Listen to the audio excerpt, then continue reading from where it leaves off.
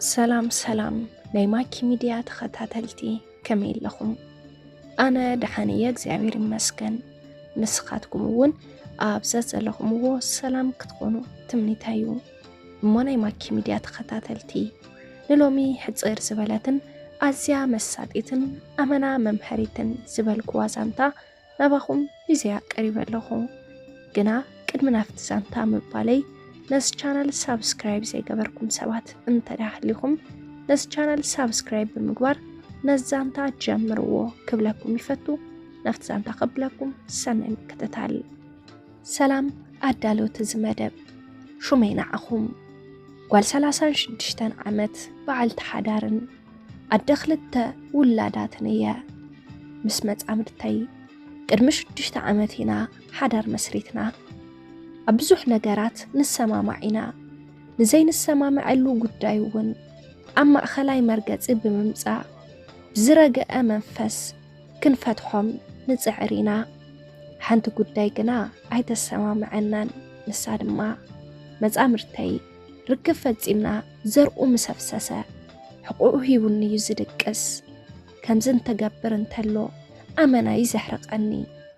ከምዚ ክገብረኒ እንከሎ ንነብሰይ ከም ሓንቲ ዘይትረብሕ ኣመንዝራ ጌረየ ዝሪኣ ዓርሰ ምትእምማነይ እውን ይቕንስ። እቲ ምስኡ ዝገብሮ ጾታዊ ርክብ እናሕረፈኒ እንተሎ ምስኡ ጾታዊ ርክብ ክፍጽም ባህና በለኒ እንከሎ ሕዝኸ ሕቁኡ ሂቡኒ ድዩ ክድቅስ እናበልኩ ጾታዊ ርክብ ምፍጻም የጽልአኒ። ከይዛረቦ ይስከፎ ነዊሕ ዓመት ዝለመዶ ባህሪ ብምዃኑ እውን ክገድፎ ይኽእልን እዩ ዝብል ሓሳብ እዩ ዘለኒ። ዋላ እኳ ኣብ ንፍጽሞ ርክብ ጽቡቕ እንተኾና ኣብ መንጎ እቲ ርክብ ብዛዕባ ዛ ዝጸልኣ ባህሪኡ ስለ ዝሓስብ ብግቡእ እጋበተ ይረክብን። ሕዚ መጻምድተይ ነዛ ባህሪኡ ክገድፋ ብኸመይ ክዛረቦ ይኽእል? ንምንታይ ከዮም ደቂ ተባዕትዮ ርክብ ምስ ወድኡ ንመጻምርቶም ሕቁኦም ሂቦም ዝድቅሱ? ጽልኢት ድዩስ ዋላስ ክነዕግቦም ስለ ዘይከኣልና? ሹመይ ይተዓቀበለይ በጃኹም ሓሳብ ርእቶኹም ግደፉለይ። ሰላም ክብርቲ ሓፍትና ድሕሪ ጾታዊ ርክብ ዝተፈላለዩ ሆርሞናት ምቅይያር ስምዒታት የንጸባርቑ እዮም። ኣካላትና ናይ ምድካምን ናይ ምስልቻውን ስምዒት ስለ ዘርኤና ቀልጢፍና ክንድቅስ ንደሊ፣ ብፍላይ ድማ ደቂ ተባዕትዮ። ስለዚ እዚ ናይ ጽላኣት ምልክት ኣይኮነን። ምኽንያቱ ጸሊኡ ክተዝኸውን ነይሩ ነቲ ርክብ ምፍጻም እውን ኣይመባሃገን። ደቂ ኣንስትዮ ድሕሪ ምዝዛም ጾታዊ ርክብ እዚ ስለ ዝጽበያ ማለት እውን ካብ መጻምደን ክንክን ስለ ዝጽበያ እዚ ነገር ኣመና ይዘሕርቐን። ክሓርቃ እውን ግድን እዩ።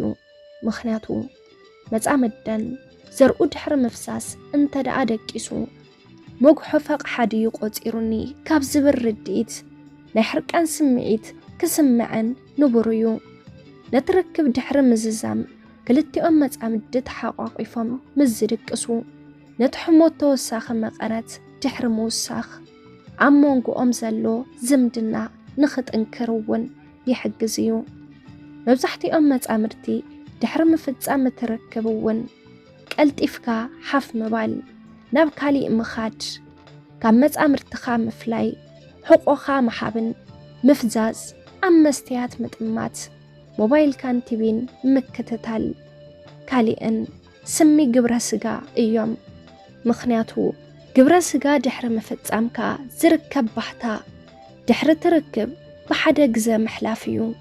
ጽቡቕ ነገሩ ምስ መጻምድኺ ናይ ምርድዳእን ይህን ምሂን ናይ ምብሕሓል ክእለት ስለ ዘለኩም እንተይ ተሰከፍኪ ብዛዕባ ዘለኪ ዘይዕግብነት ንገርዮ። ስለኹሉ ነገር ተመያየጡ።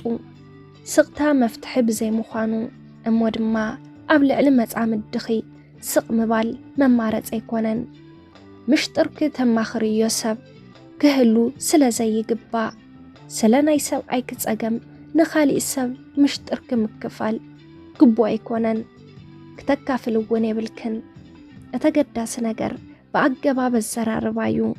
ርግእ ብዝበለ መንፈስ فقري أب كلون نعجب كان نتلخس إذا ركب مسفت سمنا حقوق خايب كان مدقاس حماق سمعيت تحضر الليلة سلازي نزانا جرق وارتسع كدفا لك ركب فتيمنا مسودعنا نشتن جزء نعي حبني بموال أرميو جنا إزمالت كدك أسيابلون مال سيكونس نقل دقائق كتعللون كتسمامعون كم زلكم أرد إيو زبزح سراح إنا جبرن كحقو سكن ناس عرن دما نزانا جر كم مفتم عد خمسة يوعل تسفانايو مسؤو نوح زجبرة بحرب مخانو أب حد إرجزي خدرفو كخبدو يخاليو سلازي كساب زل مدوقنا حقوقو هيوك خدك اسم سفتنا قصو بمتواي نباخو قصو نخجبر كتجبر لكي سلازي بقلت إنت معلال بقلت إنت مزرراب مفتح مخانو كن نجرك كنفتو سلازي نايماكي ميديا تخطاتاليت زانتا خناجير كنا نابز چانال ناخ قرب سلزبالكي كبراتي حابلنا اندابلنا زمخرنا كمخري كمتا تقبريون مزامر تخون نزنجر كم زمحيشون أمنا عبي تسفانايو جنا إزخت قبرن كاللخي بحيل انتقونا بمسممع كأس بزبالة منفس كتزرار بيون لكي كنبلك نفتو بتوسع ما مسبع الجزاخ ركب كتفتسمون تتبلو أقدمكي عبلي على سونتكي من كبخاب جباري سونتك تسريريلكي لسونتكي تطبق أنا كهوامي خاليو التبليو نجر بملخ خاي نبع الجزاخي كرابيو مالتون نفس أطاو ركب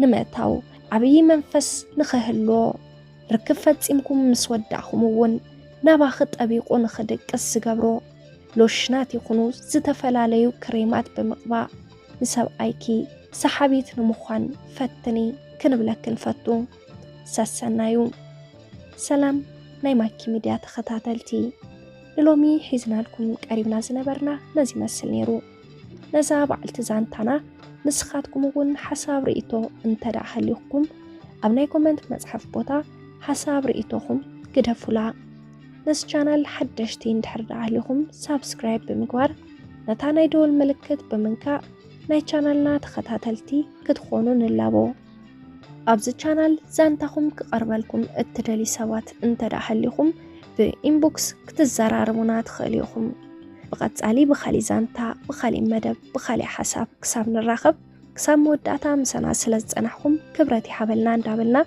ساسان اينو خلاتنا تشاو